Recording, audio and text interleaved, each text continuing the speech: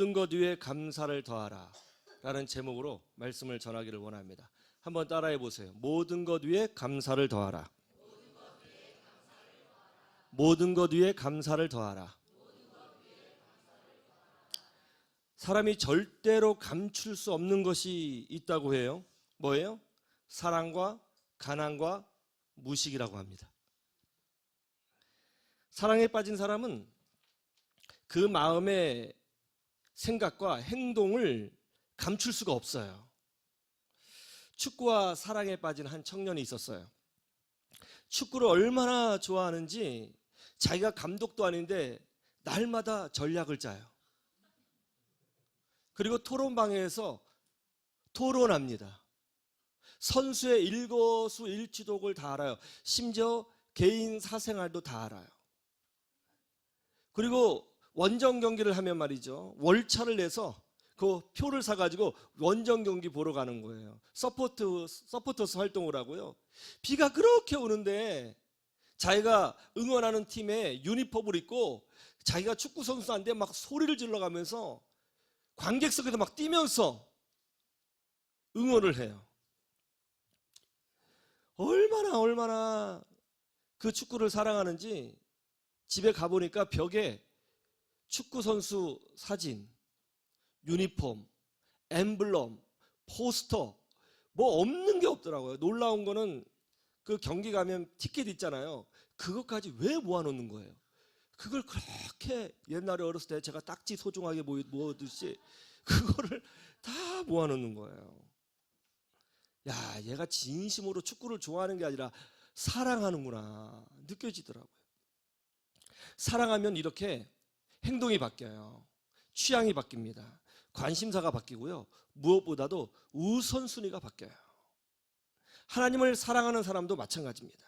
하나님을 사랑하는 사람은 행동이 바뀌고요. 관심사가 바뀌고요. 내용이 바뀌고요. 우선순위가 바뀝니다.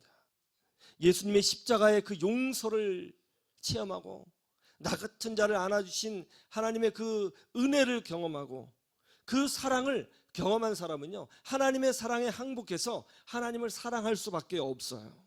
하나님을 사랑하면 행동이 바뀌어요. 하나님을 사랑하면 가치관이 바뀌기 시작해요.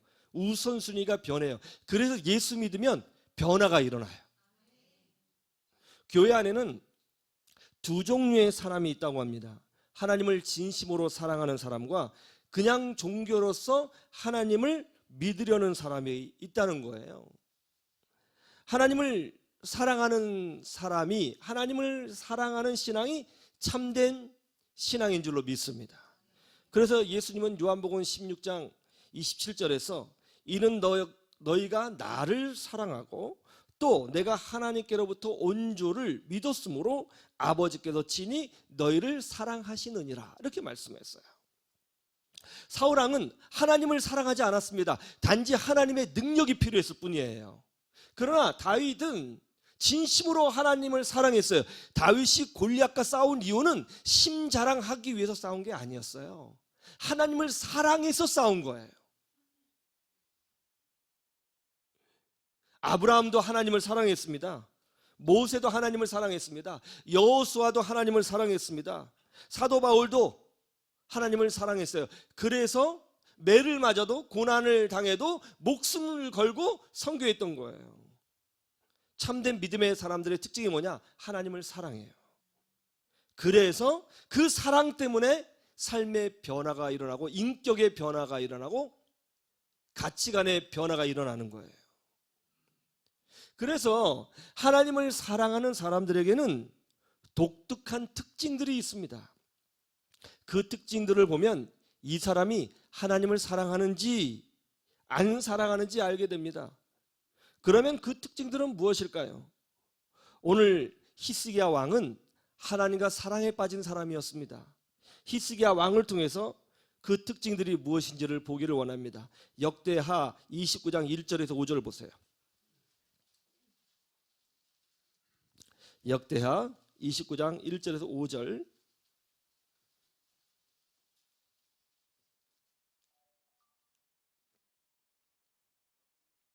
자, 1절에서 5절 우리 다 같이 한번 봉독해 볼까요? 시작. 히스기야가 왕위에 오를 때 나이가 25세라.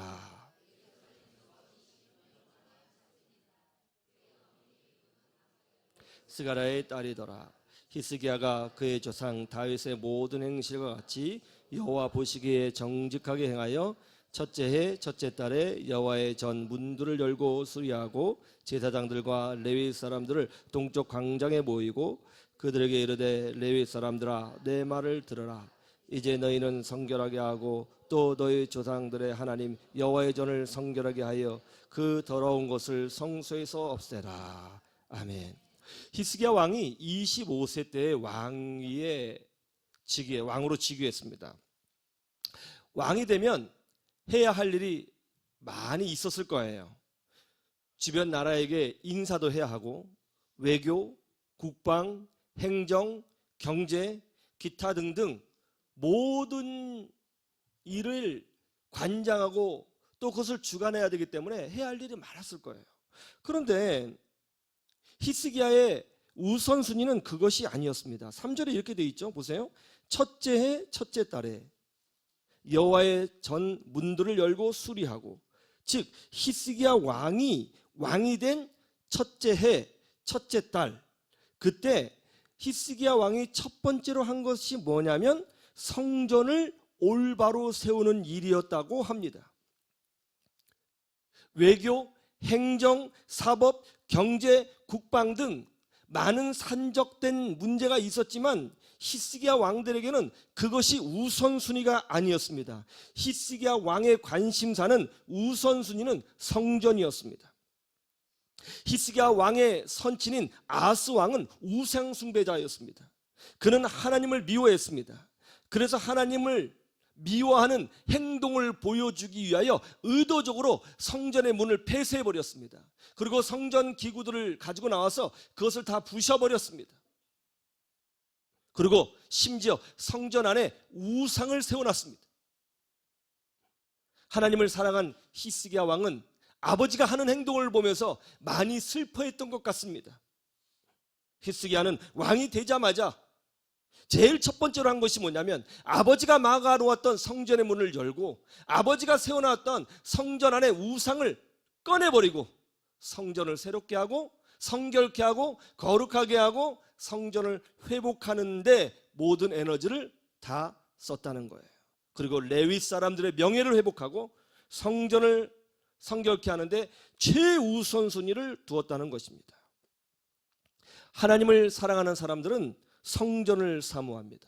성전을 소중히 여기며 성전 중심의 신앙으로 사는 것입니다. 이것이 하나님을 사랑하는 사람들의 첫 번째 특징이라는 거예요. 다윗은 하나님을 사랑하는 사람이었죠. 여러분 다윗의 시편을 읽어봤죠? 내가 여호와를 사랑하나이다. 이런 표현이 얼마나 많아요? 다윗은 권력 최고의 중심에 있을 때에 그의 가장 큰 고민은 나라를 얼마큼 더 크게 확장하느냐, 얼마큼 더 왕권 중심적으로 이 나라를 통치하느냐에 있지 않았습니다. 다윗의 관심사는 여호와의 성전을 건축하는 것이었습니다. 여호수아는 하나님을 사랑했습니다. 그래서 성경에 보니까 여호수아는 회막을 떠나지 아니하였다고 기록되어 있습니다. 여호수아의 삶은 회막 중심의 삶이었어요. 누가복음 7장에 보면 중풍병자를 하인으로 둔 백부장 이야기가 나오죠. 그는 로마 사람이었어요. 엘리트였습니다. 그 백부장에 대하여 유대인들이 예수님을 찾아와서 이렇게 이야기를 해요. 그가 우리 민족을 사랑하고 또한 우리를 위하여 회당을 지었나이다. 백부장의 사랑, 하나님을 향한 사랑은 바로 그렇게 드러났던 것입니다. 누가복음 2장에 보면 안나라고 하는 할머니가 나오죠. 그녀는 하나님을 사랑했습니다. 그래서 성전을 떠나지 아니하고 주야로 금식하며 기도로 성전을 섬겼다라고 되어 있어요. 보세요. 하나님을 사랑하는 사람들의 놀라운 공통점들이 나타나고 있지 않습니까? 그것이 뭐예요? 성전을 사모하더라는 거예요. 여러분 중에도 성전을 사모하는 사람이 있을 겁니다. 왜 그런 마음이 생겨요? 여러분들이 하나님을 사랑하기 때문에, 거듭났기 때문에, 중생했기 때문에, 그 안에 성령이 있기 때문에 성전을 사모하는 마음이 있는 줄로 믿습니다. 그런 마음이 있는 건 축복입니다. 그런 마음을 주신 하나님께 영광 돌리시기를 주님의 이름으로 축원합니다. 감사하는 인생이 되기를 주님의 이름으로 축원합니다. 둘째, 하나님을 사랑하는 사람의 특징은 뭐냐면 예배를 소중히 여긴다는 거예요. 역대하 29장 30절에서 36절을 보면 성전을 깨끗하게 세운 히스기야 왕이 두 번째로 한 행동이 나오는데 그것이 뭐냐면 예배를 회복한 것이었어요. 히스기야 왕이 성전을 수리했습니다. 성전을 깨끗하게 했어요. 성전을 제대로 세웠습니다. 그런 다음에 힘을 다해서 예배를 회복했습니다. 레위 제사장들의 명예를 회복했습니다. 다윗 왕 시절에 나단 선지자의 가르침을 회복하여 말씀을 회복했습니다. 그리고 예배 찬양을 세웁니다. 그리고 온 마음으로 백성과 함께 하나님을 경배합니다. 25절을 보세요. 25절, 29장 25절. 29장 25절. 다 같이 볼까요? 시작. 레위 사람들을 여호와의 전에 두어서 다윗과 왕의 선지자 갓과 선지자 나단이 명령한 대로 재금과 비파와 수금을 잡게 하니 이는 여호와께서 그의 선지자들로 이렇게 명령하셨습니다. 그렇죠? 이어 감동스러운 장면이 나와요. 29절 30절을 보세요. 시작. 대사 드리기를 마침에 왕과 그와 함께 있는 자들이 다 엎드려 경배하니라. 히스기야 왕이 귀인들과 더불어 레위 사람을 명령하여 다윗과 선견자 아삽의 시로 여호와를 찬송하게 하며 그들이 즐거움으로 찬송하고 몸을 굽혀 뭐 한다고요? 예배하니라. 성전이 회복되었습니다. 예배가 회복되었습니다. 그러자 모든 사람들이, 전에 우상 숭배했던 사람이 이 자리에 있을지도 모르겠어요. 그러나 어쨌든 지금 이 순간만큼은 그들의 신앙이 회복됐어요. 그래서 지위 고하를 물어나고 모든 사람이 모여 하나님을 즐거워하고 함께 예배하며 하나님을 경배하고 있다는 거예요. 이 얼마나 감동스러운 모습입니까? 하나님을 사랑하는 사람들의 특징이 뭐냐면 예배를 소중히 여겨요. 하나님을 사랑하는 사람은 예배가 삶의 우선순위가 됩니다. 오늘 주일날 놀러 갈 수 있었잖아요. 야, 단풍 제대로 들었던데요. 여기 왜 오셨어요? 왜 왔냐고요? 예배하기 위해서 온 거예요. 왜 예배하냐고요? 하나님이 좋잖아요. 믿음의 사람은 예배 중심의 삶을 살게 됩니다. 자연스러운 거예요. 왜요? 성령님께서 그렇게 인도해 주시거든요. 그리고 예배 드릴 때 우리는 겸손해집니다. 보잘것없는 한 인간이 전능하신 창조주를 찬양할 수 있다는 것에 우리는 겸손함을 배웁니다. 그리고 그런 나를 불러주신 하나님이 너무 좋아 우리는 기쁘게 예배합니다. 여러분 예배는 기뻐야 돼요. 할렐루야. 옆에 계신 분 보고 한번 축복해 보세요. 인상 피고 기뻐하세요. 예. 목사님 먼저 피세요. 그러지 마시고요. 여러분 하나님을 사랑한 다윗을 보세요. 그는 예배할 때 기뻐서 춤을 췄습니다. 다윗이 쓴 모든 시편은 예배 찬송가가 되었습니다. 그는 예배의 사람이었어요. 하나님을 사랑한 아브라함은 어떻습니까? 가는 곳곳마다 제단을 쌓고 여호와께 감사드렸습니다. 야곱은 어떻습니까? 피난 가는 도중에라도 돌을 하나 세워놓고 그곳을 베델이라고 이름하고 거기에서 예배했습니다. 참된 이스라엘 백성들은 어떻습니까? 하나님을 사랑했던 이스라엘 백성들은 포로로 끌려가서도 그 포로로 끌려간 그 현장에서 하나님께 목숨을 걸고 예배드렸습니다. 하나님을 사랑하는 사람들의 특징이 있습니다. 예배를 소중히 여깁니다. 그리고 예배를 즐거워합니다. 그래서 참된 믿음의 사람들은 이사를 가면 예배드립니다. 직장을 시작할 때도 예배드립니다. 사업을 시작할 때도 예배드리고요. 병들었을 때도 예배드리고요. 아이가 태어났을 때도 예배드리고요. 심지어 임종의 순간에도 임종 예배를 드려요. 우리는 예배의 사람이에요. 예배를 즐거워하십니까? 예배를 사모하십니까? 예배를 소중히 여기세요? 성령님께서 여러분에게 그런 마음을 주신 거예요. 그런 마음, 그런 변화 주신 하나님께 감사하는 주의 백성들이 되기를 주님의 이름으로 축원합니다. 하나님을 진심으로 사랑하는 사람의 특징이 뭐냐면, 세 번째로 약속의 말씀을 사모한다는 거예요. 한번 따라해 보세요. 약속의 말씀을 사모한다. 하나님을 진심으로 사랑했던 히스기야 왕은 그 사랑을 감출 수가 없었어요. 그래서 첫 번째로 한 것이 성전을 세우는 일이었어요. 두 번째로 예배를 회복했어요. 그런 다음에 유월절이라고 하는 절기를 회복합니다. 그 전에 왕들은 유월절 행사를 하지 않았거든요. 30장 1절을 보세요. 30장 1절 시작. 히스기야가 온 이스라엘과 유다의 사람을 보내고 또 에브라임과 므낫세의 편지를 보내어 예루살렘 여호와의 전에 와서 이스라엘 하나님 여호와를 위하여 유월절을 지키라 하니라. 유월절 절기의 핵심이 뭐죠? 메시아를 기다리는 거예요. 이 세상이 창조되기 전에, 인간이 타락하기도 전에 이미 하나님은 메시아를 준비해 놓으셨어요. 모든 인류를 향한 메시아를 준비해 놓으셨어요. 그 메시아를 기다리도록, 그 메시아를 소망하도록 하기 위하여 하나님이 만드신 절기가 유월절입니다. 유월이란 다른 사람이 다른 교회로 이전했다고 가르치는 사이비 종교가 있습니다. 이 사이비 종교는 어떤 한 사람이 정통교회 다니다가 자기네 사이비로 옮기면 유월했다는 거예요. 성경을 왜곡하고 몰라도 한참 모르는 것입니다. 유월이란 사람이 옮기는 것이 아닙니다. 유월이란 나에게 임할 하나님의 심판이 내게 임하지 않고 넘어갔다는 걸 뜻하는 거예요. 하나님의 심판이 나를 뛰어넘은 거예요. 사람이 옮긴 게 아니고 하나님의 심판이 나를 뛰어넘어간 거예요. 가장 기초 중에 기초고 본질 중에 본질인 복음이에요. 여러분, 우린 다 죄인이에요. 하나님의 심판이 어떻게 나를 뛰어넘어갈 수 있어요?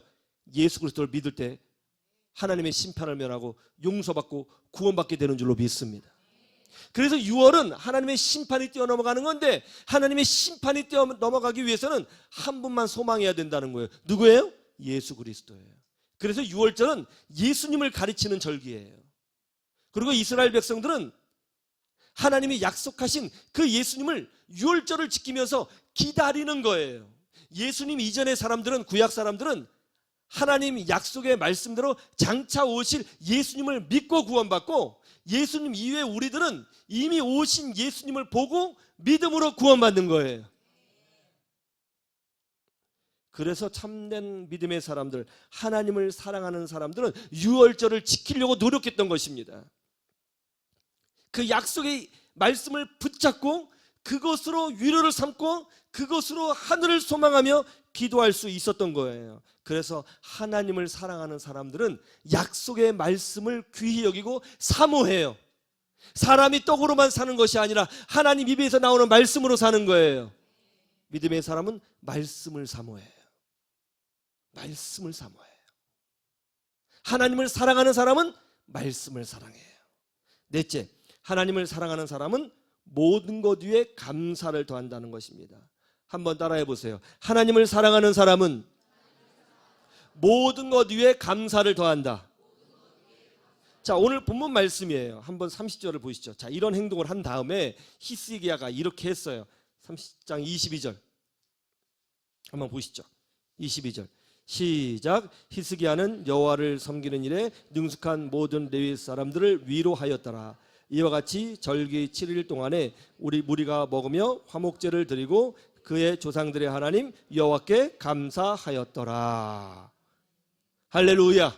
히스기야 왕은 진심으로 여호와 하나님을 사랑했습니다. 그래서 성전을 온전히 세우려고 했습니다. 하나님을 사랑하는 사람의 특징이죠. 예배를 회복했습니다. 말씀을 회복했습니다. 절기를 회복했습니다. 그런 다음에 나라가 회복되는 것을 봤어요. 그때 히스기야 왕이 봐라, 나는 이전의 왕들이 행하지 못했던 일을 내가 회복하였노라. 내가 해냈노라. 내가 헌신했노라. 내가 공신이다, 내가 수고했다, 내가 땀을 흘려서 이렇게 나라가 영적으로 회복되었노라, 그렇게 말하지 않았어요. 오히려 히스기야 왕은 이 모든 일을 다 행한 후에 뭐를 했다고 그래요? 하나님께 감사했다는 거예요. 자기 공로, 자기 헌신, 자기 노력, 자기 역할을 드러내려고 한 것이 아니라 나 같은 사람을 불러주셔서 이렇게 하나님께 쓰임받을 수 있다는 사실에, 예배할 수 있다는 사실에 히스기야 왕은 감사했다는 거예요. 하나님을 사랑하는 사람들의 독특한 특징이 바로 여기에 있습니다. 참된 믿음의 사람은 내가 어떻게 했는데, 내가 얼마나 헌신했는데, 내가 얼마나, 나의 공로가 얼마나 큰데 그것을 중요하게 생각하지 않아요. 참된 믿음의 사람, 하나님을 사랑하는 사람들은 하나님의 은혜만 기억해요. 그래서 헌신하면서도 감사하는 거예요. 나 같은 죄인 살리시 그네 놀라워. 이게 바로 믿음의 사람들의 찬양이에요. 다윗 왕을 보세요. 그의 시편은 온통 사랑 고백이에요. 그리고 이어서 항상 감사합니다. 심지어 사울 왕에게 쫓겨 다닐 때도 다윗은 감사했어요. 성부 하나님을 사랑한 성자 예수님은 어떤가요? 나는 죄인들을 위해서 이 땅에 와서 내가 이렇게 고생하고 있습니다, 이렇게 예수님이 기도하신 적 없습니다. 죄인들을 위해서 낮은 곳에 임하셔서 십자가에 못 박혀 죽으실 예수님은 물고기 2마리를 들고 광야에서 하나님께 감사하셨습니다. 하나님과 사랑에 빠진 사도 바울은 어떤 사람이었어요? 사도 바울은 늘 이렇게 주장했어요. 범사에 감사하라. 그러자 기적이 일어났어요. 오병이어의 기적이 일어났어요. 그러자 하늘의 권세가 땅에 임한 것을 경험하게 된 거예요. 모든 것에 감사를 더하는 신앙이 아름다운 신앙이고 하나님께서 받으시고 기뻐하신다는 것을 믿으시기를 주님의 이름으로 축원합니다. 5번째, 감사는 하늘의 권세를 불러온다는 겁니다. 우리 32장 1절을 보세요. 놀라운 말씀이 있습니다. 32장 1절 다 같이 볼까요? 시작. 이 모든 충성된 일을 한 후에 아스로 왕 사네립이 유다에 들어와서 견고한 성읍들을 향하여 진을 치고 쳐서 점령하고자 한지라. 전쟁이 일어났다는 거예요. 거대한 제국 아수르가 침략한 것입니다. 아수르가 내려올 때에 주변에 있는 나라들이 다 정복당했어요. 이 강대국이 남유다 왕국을 침공한 겁니다. 막아낼 힘이 있겠어요? 이 전쟁 하나만화예요. 무조건 집니다. 그런데 놀랍게도 이 전쟁에서 남유다 왕국이 히스기야 왕이 그 강대국인 아수르를 한 방에 빵 쳐서 무너뜨리고 대승을 거뒀다는 거예요. 대승을. 어떻게 이런 일이 벌어졌죠? 아수르가 침략하자 히스기야 왕이 이사야 선지자와 함께 성전에 들어가서 기도했습니다. 그리고 온 백성들이 금식하며 하나님께 부르짖었어요. 그러자 하나님께서 천사를 보내서 아수르 군대를 치게 하셨습니다. 하룻밤 사이에 18만 5천 명이라고 하는 엄청난 대군이 전사했습니다. 남유다 왕국이 대승을 거둔 거예요. 그리고 히스기야는 이 전쟁에서 어떻게 해요? 한번 보시죠. 이렇게 표현합니다. 23절, 32장 23절.